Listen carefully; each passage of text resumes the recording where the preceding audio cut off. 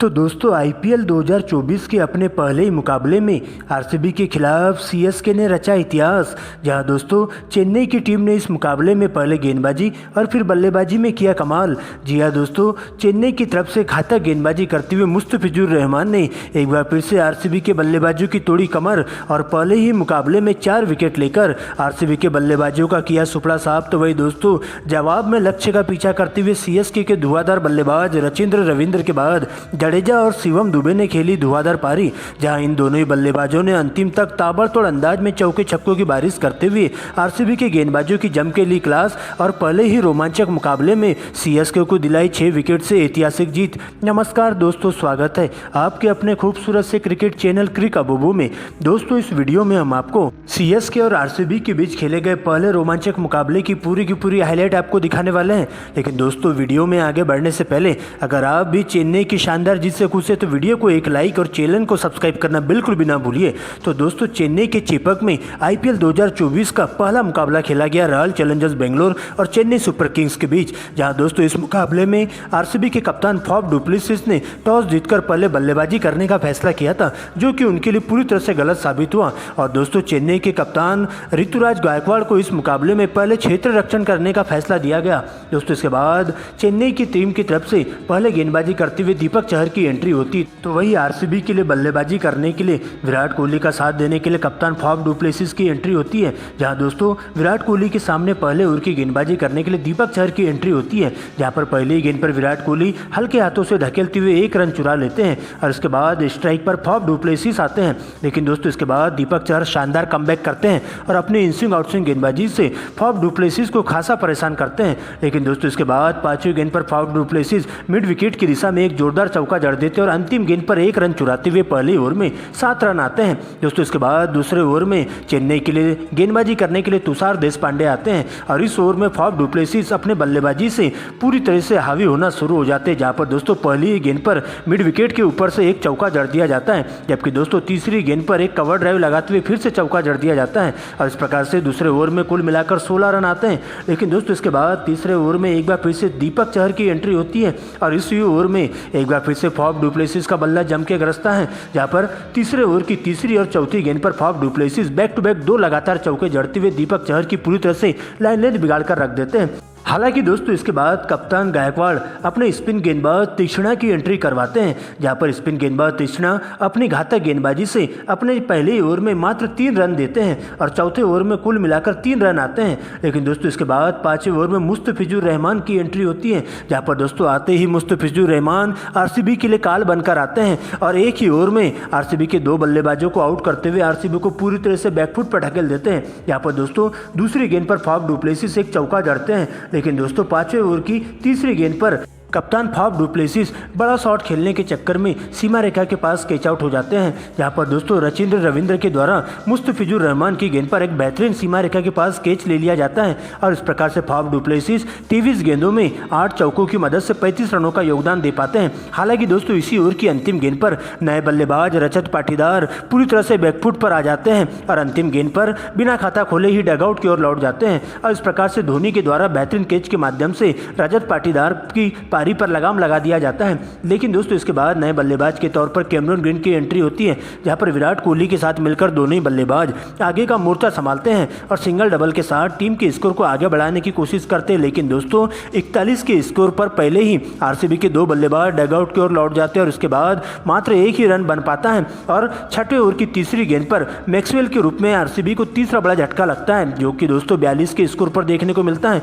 जहां पर दोस्तों टीम इंडिया के तेज गेंदबाज दीपक चहर मैक्सवेल को बिना खाता खोले ही धोनी के दस्तानों में कैच आउट करवा दिया जाता है। जिसके बाद दोस्तों विराट कोहली कैमरन ग्रीन के साथ मिलकर आगे का मोर्चा संभालते हैं और कछुए की चाल के साथ सिंगल डबल के साथ ही टीम के स्कोर को आगे बढ़ाने की कोशिश करते हैं। जहां पर दोस्तों 7वें ओवर में जडेजा के द्वारा मात्र 4 रन दिए जाते हैं, जबकि दोस्तों 10वें ओवर में एक बार फिर से विराट कोहली का बल्ला जम के गरजता है और इसी ओवर में तीक्ष्णा को टारगेट करते हुए पहली ही गेंद पर गगनचुंबी छक्का विराट के बल्ले से देखने को मिलता है और इस प्रकार से विराट कोहली एक बार फिर से आईपीएल में 12,000 रन पूरे कर लेते हैं। लेकिन दोस्तों इसके बाद 11वें ओवर में जडेजा शानदार कमबैक करते हैं और अपने इस स्पेल में मात्र 1 ही रन देते हैं और 11 ओवर के समाप्ति के बाद आरसीबी का स्कोर 3 विकेट के नुकसान पर 76 रनों तक पहुंच जाता है। लेकिन दोस्तों इसके बाद इस पनपती हुई साझेदारी की ताबूत में कील ठोकने के लिए 12वें ओवर में एक बार फिर से मुस्तफिजुर रहमान की एंट्री होती है और किंग कोहली को 21 के स्कोर पर सचिन रविंद्र के हाथों कैच आउट करवा देते हैं, जहां विराट के बल्ले से मात्र एक ही गगनचुंबी छक्का देखने को मिलता है।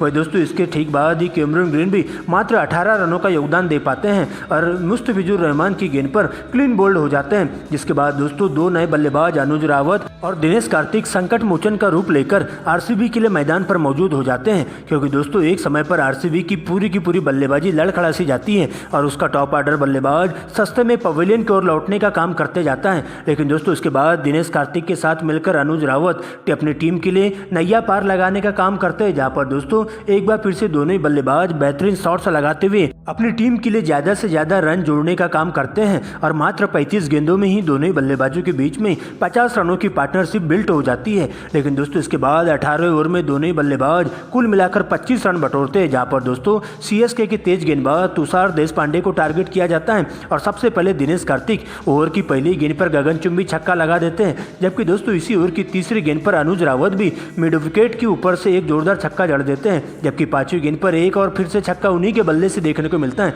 जबकि अंतिम गेंद पर चौका लगाते हुए इसी ओवर में 25 रन बटोरते हैं और 18 ओवर सबसे महंगा होता है। लेकिन दोस्तों इसके बाद 19वें ओवर में मुस्तफिजुर को टारगेट किया जाता है, जहां पर दोस्तों सबसे पहले अनुज रावत 19वें ओवर की दूसरी गेंद पर एक छक्का जड़ देते हैं, जबकि दोस्तों इसी ओवर की पांचवी गेंद पर दिनेश कार्तिक के बल्ले से भी वन बाउंड चौका जड़ दिया जाता है। लेकिन दोस्तों इसके बाद अंतिम ओवर की गेंदबाजी करने के लिए तुषार देशपांडे आते हैं, जहां पर दोस्तों पांचवी गेंद पर दिनेश कार्तिक एक चौका जड़ देते हैं। लेकिन दोस्तों अंतिम गेंद पर एक रन चुराने के चक्कर में अनुज रावत को 48 के स्कोर पर रन आउट होकर डगआउट की ओर लौटना पड़ता है और इस प्रकार से दोस्तों आरसीबी की टीम पूरे 20 ओवरों में 6 विकेट गंवाकर स्कोर बोर्ड पर 173 रन बना पाती है। लेकिन दोस्तों इसके बाद 174 रनों के लक्ष्य का पीछा करने सीएसके के लिए दो धाकड़ ओपनर बल्लेबाज कप्तान ऋतुराज गायकवाड़ और रचिंद्र रविंद्र की एंट्री होती है, जहां पर दोस्तों आरसीबी के लिए पहले ओवर की गेंदबाजी करने के लिए तेज गेंदबाज मोहम्मद सिराज आते हैं, जहां दोस्तों ऋतुराज गायकवाड़ पहली ही गेंद पर 4 रनों से अपना और अपनी टीम का शुरुआत करते हैं, जबकि दोस्तों इसी ओवर की अंतिम गेंद पर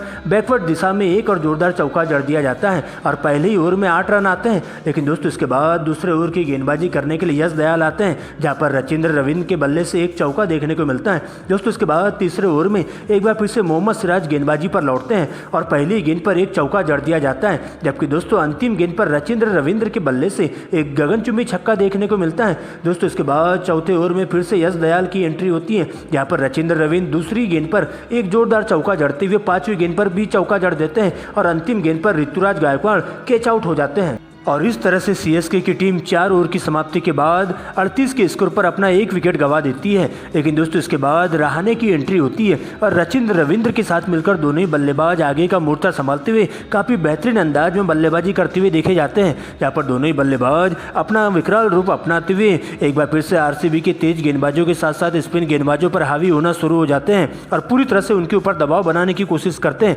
जहाँ पर दोस्तों दोनों ही बल्लेबाजों के द्वारा बेहतरीन तालमेल के साथ बल्लेबाजी देखने को मिलती है और लगातार स्ट्राइक रोटेट करते हुए अच्छी गेंदों को छोड़ते हुए खराब गेंदों को सीधा दर्शक दीर्घा के बाहर पहुंचाने का काम करते हैं और इस प्रकार से टीम का स्कोर 6 ओवर की समाप्ति के बाद 70 रनों तक पहुंच जाता है। लेकिन दोस्तों 7वें ओवर में एक बार फिर से सीएसके की टीम को दूसरा बड़ा झटका रचिंद्र रविंद्र के रूप में देखने को मिलता है, जहां पर दोस्तों 7वें ओवर की अंतिम गेंद पर रचिंद्र रविंद्र कैच आउट होकर डगआउट की ओर लौट जाते हैं और 71 के स्कोर पर सीएसके के 2 बल्लेबाज पवेलियन का रास्ता नाप लेते हैं। लेकिन दोस्तों इसके बाद डेरिल मिशेल रहाणे का साथ देने के लिए मैदान पर मौजूद होते हैं और आते ही डेरिल मिशेल का विकराल रूप देखने को मिलता है, जहाँ पर दोस्तों बैक टू बैक 2 लगातार छक्के आरसीबी के स्पिन गेंदबाज कर्ण शर्मा को लगा देते हैं, जबकि दोस्तों दूसरे छोर से रहाणे भी अपने हाथ खोलते हुए तेजी से रन बटोरना शुरू करते हैं और टीम के स्कोर को 10 ओवर की समाप्ति के बाद 90 के पार पहुंचा देते हैं। लेकिन दोस्तों 11वें ओवर में एक बार फिर सीएसके की टीम को तीसरा बड़ा झटका रहाणे के रूप में लगता है, जहां पर दोस्तों आते ही कैमरन ग्रीन